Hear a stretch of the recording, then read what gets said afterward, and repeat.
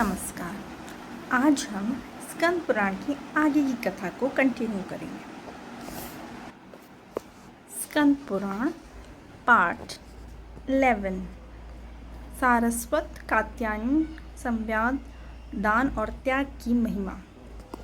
श्रवा मुनि बोले, तदंतर अर्जुन ने ब्राह्मणों से घिरे हुए देव पूजित नारद जी के समीप जाकर सबको पृथक पृथक प्रणाम किया। तब नारद जी ने उनसे कहा, धनंजय, तुम्हें शत्रुओं पर विजय प्राप्त हो। तुम्हारी बुद्धि धर्म, देवता और ब्राह्मणों की सेवा में लगे। वीर, 12 वर्ष की यह लंबी यात्रा करते समय तुम्हें कोई कष्ट तो नहीं हुआ? जिसके हाथ पैर और मन भली भांति संयम में हो तथा जिसकी सभी क्रियाएं निर्विकार भाव से संपन्न होती हों, वही तीर्थ का पूरा फल प्राप्त करता है। यह बात तुम्हें अपने हृदय में धारण करनी चाहिए। तात, हम तुमसे क्या कहें? धर्मराज युधिष्ठिर जिसके भाई और भगवान श्री कृष्ण जिसके मित्र हैं, उसे कोई क्या शिक्षा दे सकता है? तथापि उचित है कि ब्राह्मणों द्वारा मनुष्यों को शिक्षा मिले। भगवान विष्णु ने हमें धर्मगुरु के पद पर स्थापित किया है। ब्राह्मणों के प्रति श्री हरि जी ने जो उद्गार प्रकट किया है उसे सुनो। जिसके सुधा के समान निर्मल यश को सुनना, उसमें गोते लगाना चांडाल पर्यंत संपूर्ण जगत को तत्काल पवित्र कर देता है, वह मैं विष्णु जो विकुंठ नाम से प्रसिद्ध हूँ, मुझे यह परम पवित्र कीर्ति आप जैसे उत्तम ब्राह्मणों से ही प्राप्त हुई है। अतः यदि मेरी यह बाँह भी आप लोगों के प्रतिकूल चले तो मैं इसे काट डालूंगा, और फिर औरों की तो बात ही क्या है। कुंती नंदन, मैं तुम्हें कुछ प्रिय समाचार सुनाता हूँ। तुम जिनकी कुशल चाहते हो वे यदुवंशी और पांडव सब कुशल से हैं। इस समय राजा धृतराष्ट्र की आज्ञा से भीमसेन ने राजा वीरवर्मा को मार डाला है, जो कौरवों को सदा संताप पहुँचाता है। जैसे पहले राजा बलि अत्यंत बलवान और अजेय थे, उसी प्रकार राजा वीरवर्मा भी समस्त राजाओं के लिए अजेय हो गया था। नारद जी की कही हुई ये सब बातें सुनकर अर्जुन को बड़ी प्रसन्नता हुई। वे बोले, मुनि, जो ब्राह्मणों की इच्छा के अनुसार चलते और ब्राह्मणों का सदा समादर करते हैं, वे अकुशली कैसे हो सकते हैं? मैं सदा संयम नियम से रहकर तीर्थों में विचरता हुआ इस तीर्थ में आया हूँ। इससे मेरे हृदय में बड़ा आनंद है। तीर्थों का दर्शन धन्य है। उनमें स्नान करने का महत्व दर्शन से भी अधिक है तथा उनके महात्म्य को सुनना दर्शन और स्नान से भी बढ़कर है, ऐसा और मुनि का कथन है। अतः मैं इस तीर्थ के गुणों का वर्णन सुनाना चाहता हूँ। नारद जी ने कहा, कुंती नंदन, तुम स्वयं गुणी हो, इसीलिए गुणों को पूछते हो। यह तुम्हारे लिए सर्वथा उचित ही है। गुणी पुरुषों में ही धर्म से उत्पन्न होने वाले गुणों को सुनने की इच्छा होनी संभव है। साधु पुरुषों की आयु प्रतिदिन धर्म की बातें सुनने तथा धर्म और ईश्वर के कीर्तन करने में ही बीतती है, परंतु पापात्मा पुरुषों की आयु सदा बुरी चर्चाएं करने में ही व्यर्थ नष्ट होती है। इसलिए मैं इस तीर्थ के जो बहुत से गुण हैं उनका वर्णन करूँगा। अर्जुन, पहले की बात है, मैं कपिल जी के पीछे पीछे तीनों लोकों में विचरता हुआ एक दिन ब्रह्मलोक में गया। वहाँ मैंने लोक पितामह ब्रह्मा जी का दर्शन किया और उनसे प्रणाम करके कपिल देव जी के साथ प्रसन्नतापूर्वक बैठा। ब्रह्मा जी ने स्नेहपूर्ण दृष्टि से मेरी ओर देखकर ही मानो मेरा स्वागत किया था। इसी समय वहाँ कुछ ब्राह्मण पधारे, जो सदा जगत की स्थिति देखने के लिए लोकहित के उद्देश्य से भ्रमण करते रहते हैं। वे भी जब प्रणाम करके बैठ गए, तब पितामह अपनी अमृतमयी दृष्टि से देखकर उन्हें आनंद मग्न करते हुए पूछा, ब्राह्मणों, तुमने कहाँ कहाँ भ्रमण किया है? क्या क्या देखा अथवा सुना है? यदि कहीं कोई अद्भुत बात हो तो बताओ। उनके इस प्रकार प्रश्न पूछने पर वे शुश्रुवा नामन वाले ब्राह्मण ब्रह्मा जी को मस्तक झुकाकर इस प्रकार बोले, भगवान, सर्वज्ञ प्रभु के सामने किसी बात का विज्ञापन करना वैसा ही है जैसे सूर्य के आगे दीपक दिखाना। फिर भी पुण्य के लिए आपने हमें कुछ कहने की आज्ञा दी है, इसलिए अवश्य कुछ निवेदन करना उचित है। कात्यायन नामक के एक मुनि थे जिन्होंने बहुत से धर्मों का श्रवण करके उनका सार तत्व जानने की इच्छा से एक अंगूठे के बल पर खड़े होकर 100 वर्षों तक तपस्या की। तदंतर दिव्य आकाशवाणी हुई, कात्यायन, तुम परम पवित्र सरस्वती नदी के तट पर जाकर सारस्वत मुनि से पूछो। सारस्वत मुनि धर्म के तत्व को जानने वाले हैं, वे तुम्हें सारभूत धर्म का उपदेश करेंगे। यह सुनकर मुनिवर कात्यायन मुनि श्रेष्ठ सारस्वत के पास गए और भूमि पर मस्तक रखकर उन्हें प्रणाम करके अपने मन की शंका इस प्रकार पूछने लगे। महर्षि, कोई सत्य की प्रशंसा करते हैं, कुछ लोग तप और शौचाचार की महिमा गाते हैं, कोई सांख्य की सराहना करते हैं, कुछ लोग अन्य लोग योग को महत्व देते हैं, कोई क्षमा को श्रेष्ठ बतलाते हैं, कोई इंद्रिय संयम और सरलता को, तो कोई मौन को सर्वश्रेष्ठ कहते हैं, कोई शास्त्रों के स्वाध्याय की, तो कोई सम्यक ज्ञान की प्रशंसा करते हैं, कोई वैराग्य को उत्तम बताते हैं, तो कुछ लोग अग्निष्टोम आदि यज्ञ कर्म को श्रेष्ठ मानते हैं और दूसरे लोग मिट्टी के ढेले पर पत्थर और सुवर्ण में समभाव रखते हुए आत्मज्ञान को ही सबसे उत्तम समझते हैं। कर्तव्य और अकर्तव्य के विषय में प्रायः लोग की यही स्थिति है। अतः सबसे श्रेष्ठ क्या है, यह विचार करने वाले मनुष्य बहुधा मोह को ही प्राप्त होते हैं। मुनि, आप सर्वज्ञ हैं। ऊपर बताए हुए कार्यों में जो सर्वोत्तम महात्मा पुरुषों के द्वारा भी अनुष्ठान करने योग्य है तथा सब पुरुषार्थों का साधक हो, वह मुझे बताने की कृपा करें। सारस्वत बोले, ब्राह्मण, माता सरस्वती ने मुझे जो कुछ बतलाया है उसके अनुसार मैं सार तत्व का वर्णन करूँगा। सुनो, यह संपूर्ण जगत की छाया की भांति उत्पत्ति और विनाश रूप धर्म से युक्त है। धन, यौवन और भोग जल में प्रतिबिंबित चंद्रमा की भांति चंचल है। यह जानकर और इस पर भली भांति विचार करके भगवान शंकर की शरण में जाना चाहिए और दान भी करना चाहिए। किसी भी मनुष्य को कदापि पाप नहीं करना चाहिए, यह वेद की आज्ञा है। श्रुति भी यही कहती है कि महादेव जी का भक्त जन्म और मृत्यु के बंधन में नहीं पड़ता। पूर्व काल में सावर्णी मुनि ने जो 2 गाथाएं गान की हैं उन्हें सुनो। भगवान धर्म का नाम वृष है, वे ही जिनके वाहन हैं।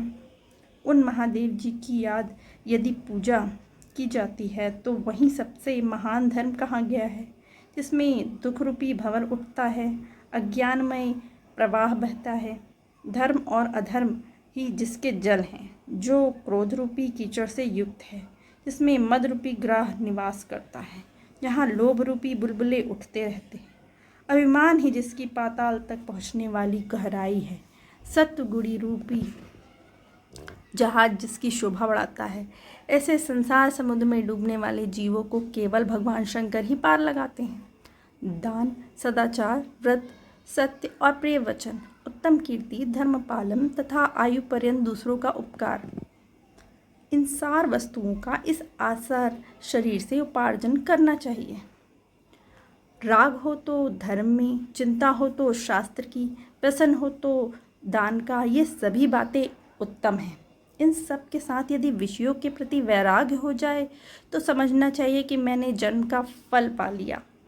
इस भारतवर्ष में मनुष्य का शरीर जो सदा टिकने वाला नहीं है, पाकर जो अपना कल्याण नहीं कर लेता, उसे दीर्घ काल तक के लिए अपनी आत्मा को धोखे में डाल दिया।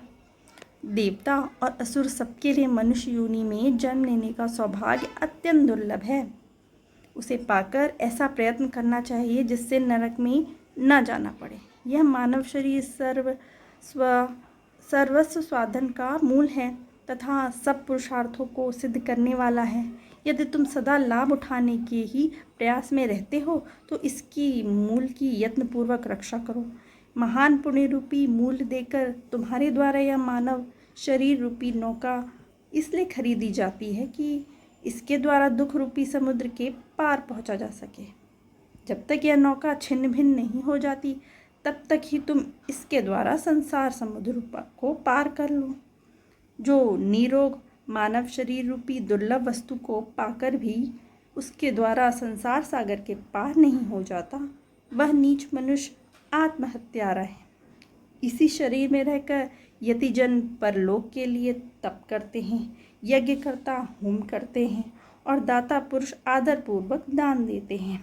कात्यायन ने पूछा, सारस्वत जी, दान और तपस्या में कौन दुष्कर है और कौन परलोक में महान फल देने वाला है, यह बतलाइए। सारस्वत ने कहा, मुनि, इस पृथ्वी पर दान से बढ़कर अत्यंत दुष्कर कोई कार्य नहीं है। यह प्रत्यक्ष देखा जाता है कि सब लोग इसके साक्षी हैं। मनुष्य धन के लिए महान लोभ होने के कारण अपने प्यारे प्राणों का भी मोह छोड़कर महाभयंकर समुद्र, जंगल और पहाड़ों में प्रवेश कर जाते हैं। दूसरे लोग धन के ही लोभ से सेवा जैसी निंदित वृत्ति का आश्रय लेते हैं, जिसे कुत्ते की वृत्ति के समान त्याज्य माना गया है।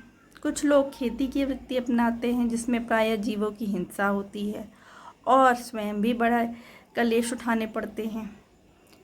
इस प्रकार जो बड़े दुख से उपार्जन किया गया है, सैकड़ों आयास प्रयास से प्राप्त किया गया है, प्राणों से भी अधिक प्रिय है, उस धन का त्याग अत्यंत दुष्कर है। मनुष्य अपने हाथ से उठाकर जो धन दूसरे को देता है अथवा जिसे वह खा पीकर भोग लेता है, वही धन वास्तव में उस धनी का है। मरे हुए मनुष्य के धन से तो दूसरे लोग मौज करते हैं। जो प्रतिदिन अपने पास आकर याचना करता है, मैं उसे गुरु मानता हूँ, क्योंकि वह नित्य प्रति दर्पण की भांति मेरे चित्त का मार्जन करके इसे स्वच्छ बनाता है। दिया जाने वाला धन घटता नहीं, अपितु सदा बढ़ता ही रहता है। ठीक उसी प्रकार जैसे कुएं से पानी उलीचने पर वह शुद्ध और अधिक जल वाला होता है, एक जन्म के सुख के लिए सहस्रों जन्मों के सुखों पर पानी नहीं फेरना चाहिए। बुद्धिमान पुरुष एक ही जन्म में इतना पुण्य संचय कर लेता है जो सहस्रों जन्मों के लिए पर्याप्त होता है। मूर्ख मनुष्य इस लोक में दरिद्र हो जाने की आशंका से अपने धन का दान नहीं करता, परंतु विद्वान पुरुष परलोक में दरिद्र ना होना पड़े, इस शंका से यहाँ खुले हाथों धन बांटता है। जिनका आश्रय ही नाशवान है, वे मनुष्य धन रखकर क्या करेंगे? जिसके लिए वे धन चाहते, वह शरीर सदा रहने वाला नहीं है। लोगों ने पहले से जो नास्ति नास्ति इन दो अक्षरों का अभ्यास कर रखा है, उसकी जगह यह देही देही इन दो अक्षरों का प्रस्ताव विपरीत जान पड़ता है। याचक जन देह कहकर याचना नहीं करते, अपितु कृपण मनुष्य को यह समझाते हैं कि दान न करने वाले की यही अवस्था होती है। अतः आप भी ऐसे ही ना बने।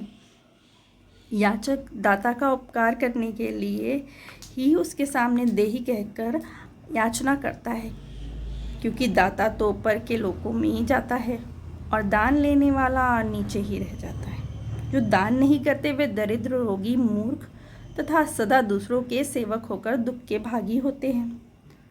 जो धनवान होकर दान नहीं करता और दरिद्र होकर कष्ट सहन रूप से तप से दूर भागता है, इन दोनों को गले में बड़ा भारी पत्थर बांधकर जल में छोड़ देना चाहिए। सैकड़ों मनुष्यों में कोई शूरवीर हो सकता है, सहस्रों में कोई पंडित भी मिल सकता है तथा लाखों में कोई वक्ता भी निकल सकता है, परंतु इनमें एक भी दाता हो सकता है या नहीं, इसमें संदेह है।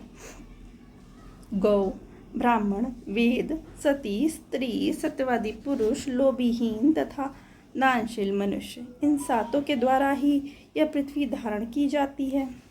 उसी नर देश के राजा शिवी ब्राह्मण के लिए अपने शरीर को देकर स्वर्गलोक में चले गए। विदेह नरेश निमि अपना संपूर्ण राज परशुराम जी के सारी पृथ्वी तथा राजा गए ने नगरों सहित समूची पृथ्वी ब्राह्मणों को दान कर दी। एक समय जब बहुत दिनों तक मेघों ने वर्षा नहीं की, तब वशिष्ठ जी ने सभी प्राणियों को उसी प्रकार जीवित रखा जैसे प्रजापति समस्त प्रजा के जीवन की रक्षा करते हैं। बुद्धिमानों में श्रेष्ठ पांचाल नरेश ब्रह्मदत्त ने श्रेष्ठ ब्राह्मणों को शंख निधि प्रदान करके स्वर्गलोक प्राप्त किया।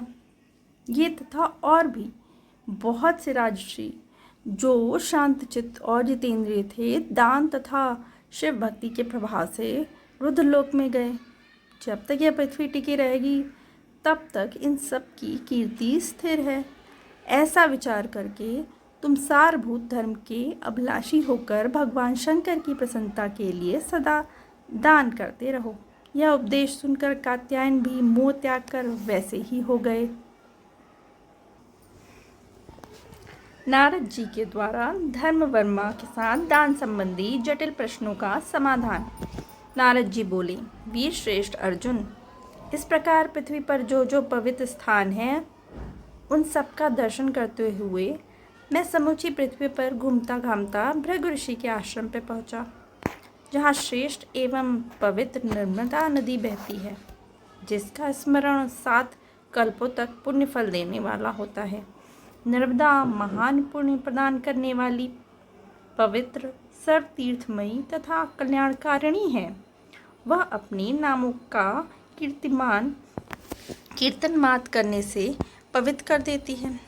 दर्शन करने पर तो वह विशेष पुण्यदायिनी होती है। कुंती नंदन, नर्मदा में स्नान करने पर जीव सब पापों से मुक्त हो जाता है। जैसे पिंगला नाम वाली नाड़ी शरीर के मध्य भाग में स्थित है, इसी प्रकार यह नर्मदा ब्रह्मांड रूपी शरीर के उसी स्थान में स्थित बताई गई है। वहाँ नर्मदा में सब पापों का नाश करने वाले शुक्ल तीर्थ है, जहाँ स्नान करने मात्र से ब्रह्म हत्या नष्ट हो जाती है। अर्जुन, उस शुक्ल तीर्थ के समीप नर्मदा के उत्तर तट पर भृगु मुनि का आश्रम मंडल है, जिसमें तीनों वेदों के विद्वान ब्राह्मण रहकर सब ओर से उसकी शोभा बढ़ाते हैं। ऋग्वेद, यजुर्वेद और सामवेद के मंत्रों के उच्च घोष से वहाँ की संपूर्ण दिशाएं गूंजती रहती हैं। मुनिश्रेष्ठ, भृगु जहाँ विराजमान थे उस स्थान पर मैं भी गया। मुझे आते देख भृगु आदि सभी ब्राह्मणों ने उठकर मेरा स्वागत किया। भली भांति स्वागत करके मुझे अर्घ्य पाद्य आदि निवेदन करके वे सब मुनीश्वर मेरे और भृगु जी के साथ आसनों पर बैठे। फिर यह जानकर कि मैंने पूर्ण विश्राम कर लिया है, मुझसे भृगु जी ने इस प्रकार पूछा, मुनिश्रेष्ठ, आपको कहाँ जाना है और कहाँ से आप यहाँ पधारे हैं? तब मैंने भृगु जी से कहा, महर्षि, मैंने समुद्र पर्यंत संपूर्ण पृथ्वी पर भ्रमण किया है। मेरी यात्रा का उद्देश्य था ब्राह्मणों को भूमिदान करने के लिए उत्तम भूमि की खोज करना। मैं पग पग पर ऐसी भूमि का अनुसंधान करता था जो सर्वथा निर्दोष पवित्र तीर्थों से युक्त, रमणीय और मनोरम हो, किंतु किसी प्रकार ऐसी भूमि मुझे नहीं दिखाई देती। भृगु जी बोले, देवऋषि, मैंने भी ब्राह्मणों को बसाने के लिए पूर्व काल में समुद्र पर्यंत सारी पृथ्वी पर भ्रमण किया था। उस समय मैंने शुभ पुण्य भूमिका का दर्शन किया। मही नाम से प्रसिद्ध एक परम पवित्र नदी है, जो सर्वतीर्थमयी होने के साथ ही परम कल्याणकारिणी है। वह देखने में मनोरम, सौम्य तथा महापापों का विनाश करने वाली है। नारद, पृथ्वी पर जो देखे हुए और बिना देखे हुए तीर्थ है, वे सब मही नदी के जल में निवास करते हैं। पूर्ण सलिला मही नदी समुद्र में मिली हुई है। जहाँ मही और समुद्र का संगम हुआ है, वहाँ स्तंभ नामक तीर्थ है, जो तीनों लोकों में विख्यात है। वहाँ मनुष्य स्नान करते हैं। वे सब पापों से मुक्त हो जाने के कारण यमराज के समीप नहीं जाते। मैंने कहा, भृगु जी, आप और हम दोनों मही नदी के शोभायमान तट पर चलेंगे और साथ ही उस परम उत्तम स्थान का पूर्ण रूप से दर्शन करेंगे। मेरी बात सुनकर भृगु जी मेरे साथ परम पुण्यमय मही तट का दर्शन करने के लिए आए। उसे देखकर मैं बहुत प्रसन्न हुआ। मेरे संपूर्ण शरीर में रोमांच आया और मैंने हर्ष गदगद वाणी में मुनिश्रेष्ठ भृगु जी से कहा, ब्राह्मण, आपके प्रसाद से मैं इस स्थान को बहुत उत्तम बनाऊंगा। अब आप अपने आश्रम में पधारें। मैं आगे के कार्य पर विचार करूंगा। इस प्रकार भृगु जी को विदा करके मैं मही के तट पर विचार करने लगा कि यह स्थान मेरे अधीन कैसे होगा, क्योंकि यह भूमि सदा राजाओं के अधीन रही है। यदि मैं राजा धर्मवर्मा के पास जाकर इस भूमि के लिए याचना करता हूँ तो वे मेरे मांगने पर मुझे अवश्य दे देंगे। परंतु मुनियों ने 3 प्रकार के दव बतलाए हैं, शुक्ल, शबल और कृष्ण। इनमें शुक्ल सबसे उत्तम है, शबल मध्यम श्रेणी का है और कृष्ण अधम कहलाता है। वेदों को पढ़ाकर शिष्य से दक्षिणा रूप में जो धन प्राप्त होता है वह शुक्ल कहा गया है। कन्या से तथा सूद, व्यापार, खेती और याचना से मिला हुआ धन शबल कहलाता है। जुआ, चोरी, दुस्साहपूर्ण कार्य तथा छल से कमाया हुआ धन कृष्ण कहलाता है। जो मनुष्य किसी उत्तम तीर्थ और पात्र को पाकर शुक्ल धन के द्वारा श्रद्धापूर्वक धर्म का अनुष्ठान करता है वह देवयोनि में उसके फल का उपभोग करता है। जो राजस भाव से शबल धन के द्वारा याचकों को दान देता है वह उसका उपभोग मनुष्य योनि में करता है। जो तमोगुण से आवृत हो कृष्ण धन के द्वारा दान करता है वह नराधम मृत्यु के पश्चात तिर्यक योनि में जाकर उसके फल का उपभोग करता है। इस दृष्टि से मेरे याचना करने पर मिला हुआ धन राजस होगा, यह बात स्वतः स्पष्ट है। यदि ब्राह्मण भाव से उपस्थित हो राजा से प्रतिग्रह की याचना करता हूँ तो वह भी प्रतिग्रह होने के कारण ही मुझे अत्यंत कष्टदायक प्रतीत होता है। यह राज प्रतिग्रह बड़ा भयंकर है। स्वाद में तो मधु के समान है किंतु परिणाम में विष तुल्य है। प्रतिग्रह युक्त ब्राह्मण नरक में जाता है, इसीलिए मैं इस प्रतिग्रह रूपी पाप से अलग हूँ। तब दान और याचना इन दोनों में से किसी एक उपाय के द्वारा यह स्थान अपने अधिकार में करूं। इसी बात पर मैं बार बार विचार करने लगा। अर्जुन, इसी समय मही और समुद्र के पवित्र संगम में स्नान करने के लिए वहाँ बहुत से ऋषि मुनि आ पहुँचे। मैंने उन सबसे पूछा, महात्माओं, आप लोग कहाँ से आए हैं? तब वे मुझे प्रणाम करके बोले, मुनि, हम लोग सौराष्ट्र देश में रहते हैं जहाँ के राजा धर्मवर्मा हैं। राजा धर्मवर्मा ने दान का तत्व जानने की इच्छा से बहुत वर्षों तक तपस्या की। तब आकाशवाणी ने उनसे एक श्लोक कहा, वह इस प्रकार है, सुनो। दान के हेतु 6 अधिष्ठान, 6 अंग, 2 प्रकार के परिणाम, 4 प्रकार, 3 भेद और 3 विनाश साधन हैं। ऐसा कहा जाता है। यह एक श्लोक मात्र कहकर आकाशवाणी मौन हो गया। नारद जी, राजा के पूछने पर भी आकाशवाणी ने इस श्लोक का अर्थ नहीं बताया। तब महाराज धर्मवर्मा ने ढिंढोरा पिटवाकर यह घोषणा कराई कि जो मेरी तपस्या द्वारा प्राप्त हुए इस श्लोक की ठीक ठीक व्याख्या कर देगा उसे मैं 7 लाख गौवें, इतनी ही स्वर्ण मुद्राएं तथा 7 गांव दूंगा। डंके की चोट पर राजा की यह महती घोषणा सुनकर अनेक देशों के बहुत ब्राह्मण वहाँ गए। नारद जी, हम भी धन के लोभ से वहाँ गए थे, किंतु श्लोक दुर्बोध होने के कारण उसकी व्याख्या न करके यहाँ लौट आए हैं और अब तीर्थ यात्रा के लिए जाते हैं। अर्जुन, उन महात्माओं की यह बात सुनकर मुझे बहुत प्रसन्न हुआ। मैं उन्हें विदा करके सोचने लगा, अहो, इस स्थान की प्राप्ति के लिए मुझे अच्छा उपाय मिल गया है, इसमें संशय नहीं है। श्लोक की व्याख्या करके विद्या के मूल पर मैं राजा से स्थान और धन दोनों प्राप्त करूंगा। ऐसा कहने पर मुझे प्रतिग्रह नहीं मांगना पड़ेगा। अब मेरा दुर्लभ मनोरथ सिद्ध हो गया है। यद्यपि यह श्लोक अत्यंत दुर्बोध है तथापि मैं इसे अच्छी तरह से जानता हूँ। कुंती नंदन, इस प्रकार विचार करके मुझे बड़ा हर्ष हुआ। फिर उस महिसागर संगम तीर्थ को बार बार प्रणाम करके मैं वहाँ से चला और वृद्ध ब्राह्मण का रूप धारण करके राजा धर्मवर्मा के पास जा पहुँचा।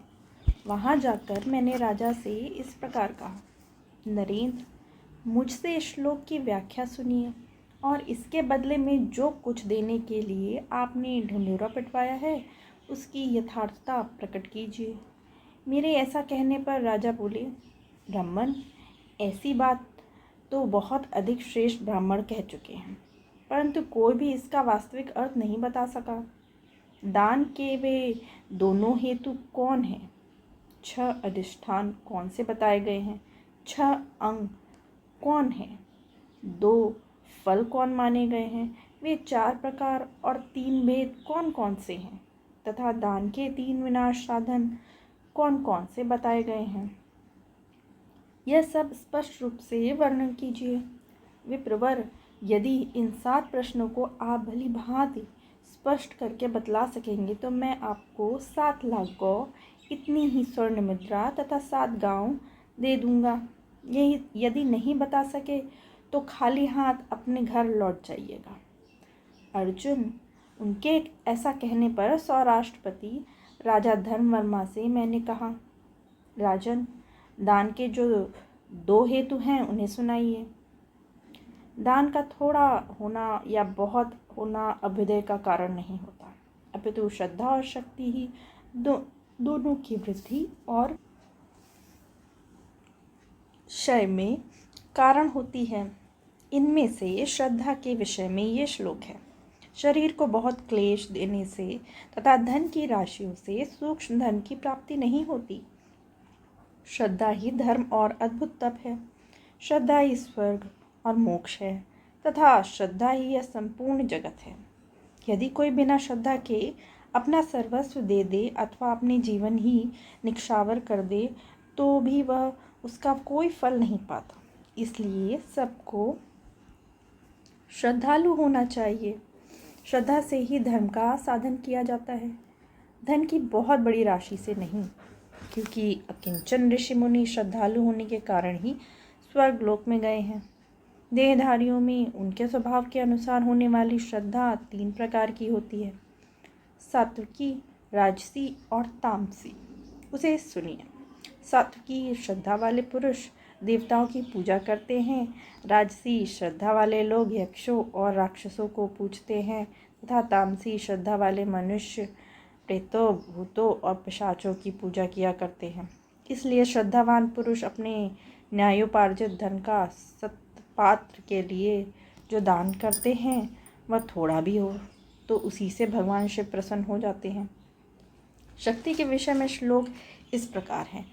कुटुंब के भरण पोषण से जो अधिक हो वही धन दान करने योग्य है, वही मधु के समान मीठा है, उसी से वास्तविक धर्म का लाभ होता है। इसके विपरीत करने पर वह आगे चल के विष समान हानिकारक होता है। दाता का धर्म अधर्म रूप में परिणत हो जाता है। यदि आत्मीय जन दुख से जीवन निर्वाह कर रहे हों तो उस अवस्था में किसी सुखी और समर्थ पुरुष को दान देने वाले मनुष्य मधुपान के धोखे में मानो विष भक्षण करने वाला है। वह धर्म के अनुकूल नहीं, प्रतिकूल चलता है। जो भरण पोषण करने योग्य व्यक्तियों को कष्ट देकर किसी मृत व्यक्ति के लिए श्राद्ध करता है, उसका किया हुआ वह श्राद्ध उसके जीते जी अथवा मरने पर भी भविष्य में दुख का ही कारण होता है। जो अत्यंत तुच्छ हो अथवा जिस पर सर्वसाधारण अधिकार हो वह वस्तु सामान कहलाती है। कहीं से मांग कर लाई हुई वस्तु को याचित कहते हैं। धरोहर का ही दूसरा नाम है न्यास। बंधक रखी हुई वस्तु को आदि कहते हैं। दी हुई वस्तु दान के नाम से पुकारी जाती है। दान में मिली वस्तु को दान धन कहते हैं। जो धन एक के यहाँ धरोहर रखा गया हो और रखने वाले ने उसे पुनः दूसरे के यहाँ रख दिया हो उसे अनवाहित कहते हैं। जिसे किसी के विश्वास पर उसके यहाँ छोड़ दिया जाए वह धन निक्षिप्त कहलाता है। वंशजों के होते हुए भी सब कुछ दूसरों को दे देना सानव्य सर्वस्व दान कहा गया है। विद्वान पुरुषों को चाहिए कि वे आपत्ति काल में भी उपयुक्त 9 प्रकार की वस्तुओं का दान न करें। जो पूर्वोक्त 9 वस्तुओं का दान करता है वह मूर्छित मानव प्रायश्चित का भागी होता है। राजन, ये दान के तो 2 हेतु बताए गए हैं, अब अधिष्ठानों का वर्णन सुनो। दान के अधिष्ठान 6 हैं, उन्हें बताता हूँ। धर्म, अर्थ, काम, लज्जा, हर्ष और भय, ये दान के 6 अधिष्ठान कहे जाते हैं। सदा ही किसी प्रयोजन की इच्छा न रखकर केवल धर्म बुद्धि से सुपात्र व्यक्तियों को जो दान दिया जाता है उसे धर्मदान कहते हैं। मन में कोई प्रयोजन रखकर प्रसंगवश जो कुछ दिया जाता है उसे अर्थदान कहते हैं। वह इस लोक में ही फल देने वाला होता है। स्त्री समागम, सुरापान, शिकार और जुए के प्रसंग में अनधिकारी मनुष्यों को प्रयत्नपूर्वक जो कुछ दिया जाता है वह कामदान कहलाता है।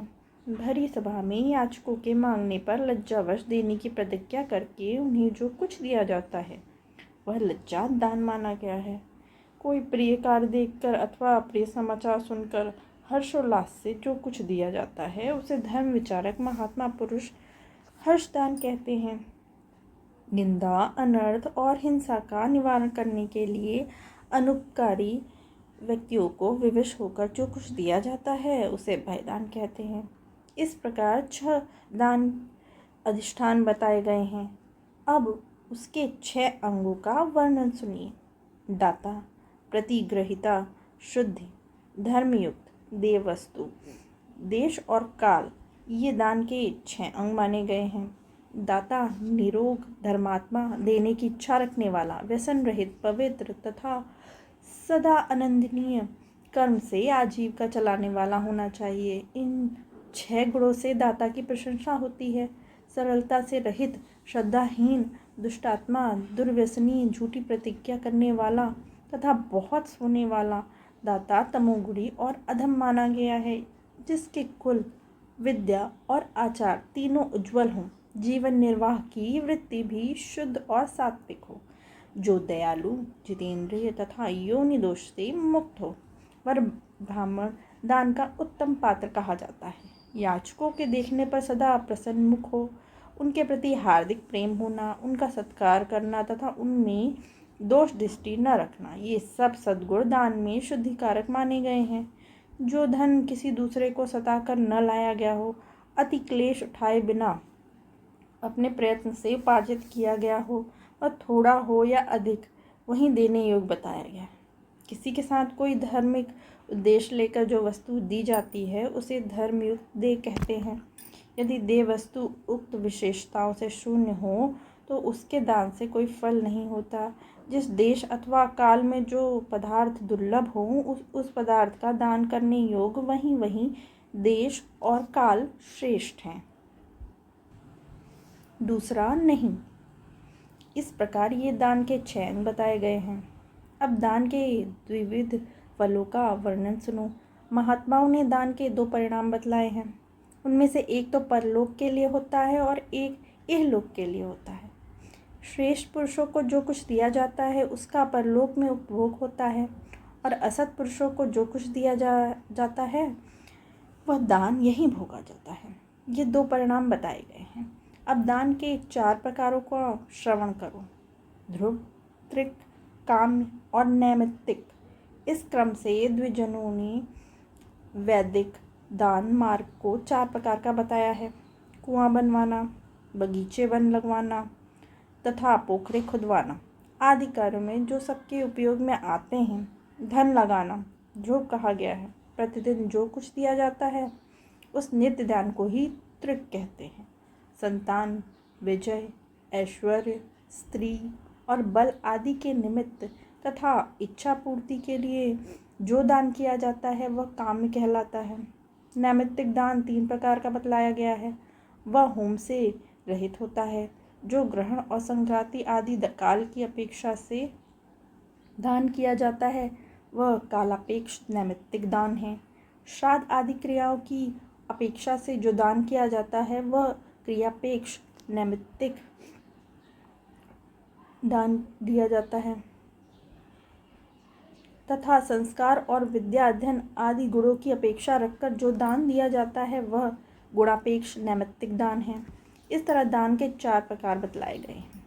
अब उसके 3 भेदों का प्रतिपादन किया जाता है। 8 वस्तुओं के दान उत्तम माने गए हैं।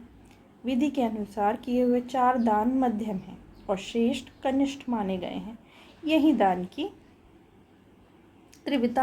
त्रिविधता है जिसे विद्वान पुरुष जानते हैं। गृह, मंदिर या महल, विद्या, भूमि, गौ, कूप, प्राण और सुवर्ण, इन वस्तुओं का दान अन्य दानों की अपेक्षा उत्तम है।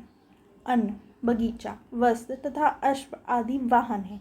इन मध्यम श्रेणी के द्रव्यों को देने से यह मध्यम दान बताया माना गया है। जूता, छाता, बर्तन, दही, मधु, आसन, दीपक, काष्ठ और पत्थर आदि इन वस्तुओं के दान को श्रेष्ठ पुरुषों ने कनिष्ठ दान बताया है। ये दान के 3 भेद बतलाए गए हैं।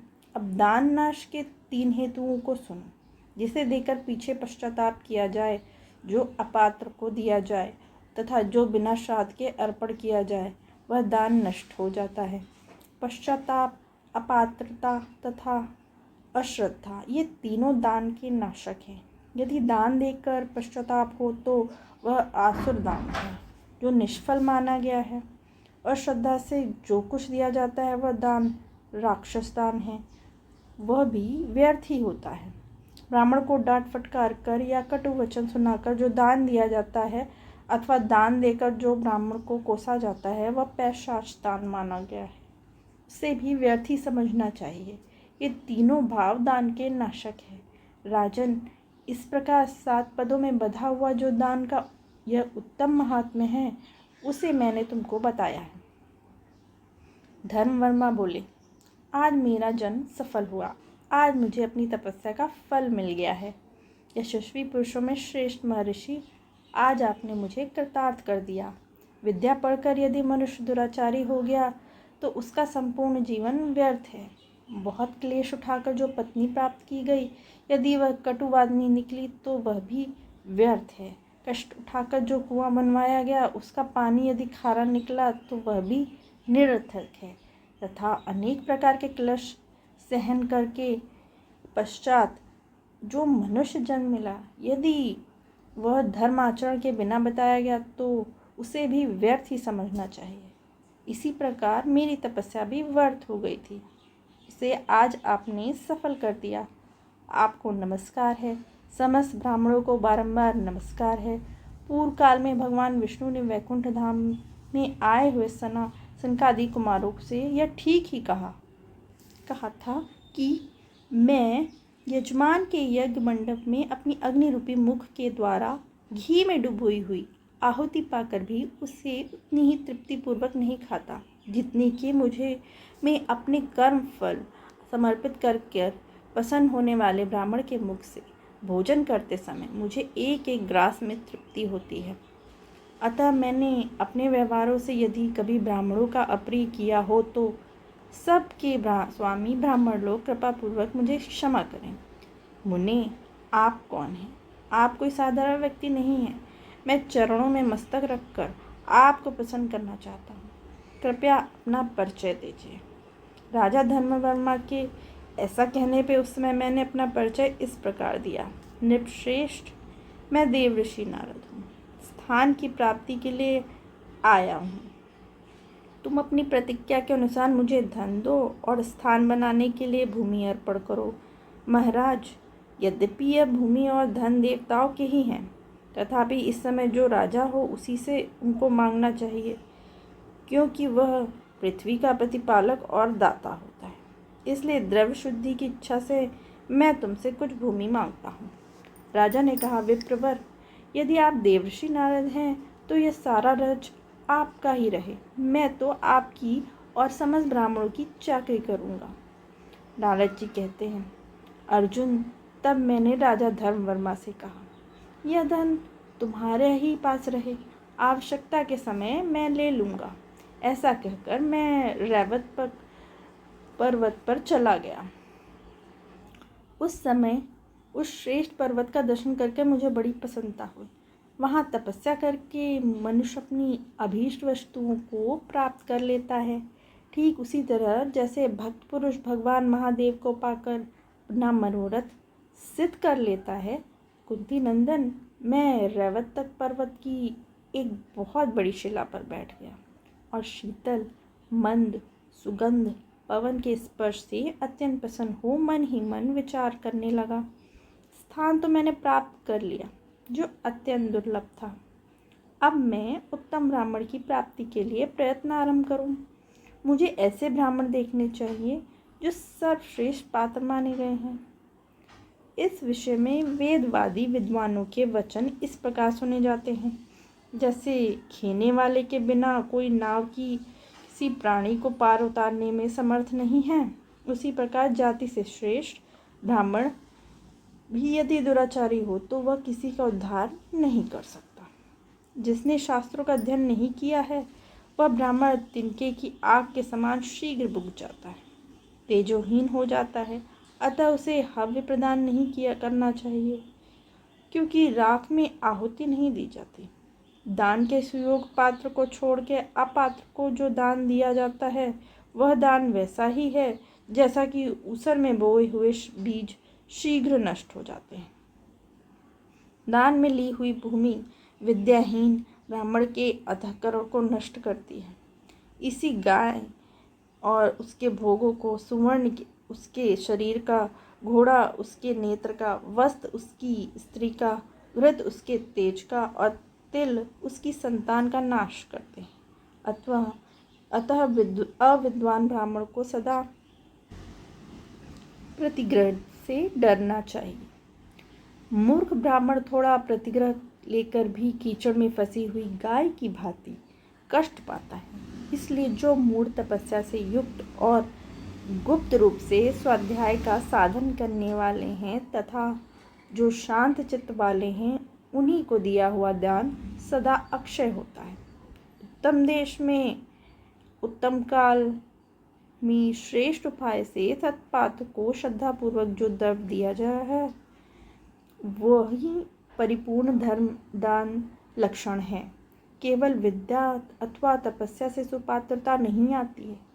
जहाँ सदाचार है और उसके साथ ये दोनों विद्या और तपस्या भी हैं, उसी को उत्तम पात्र कहा जाता है।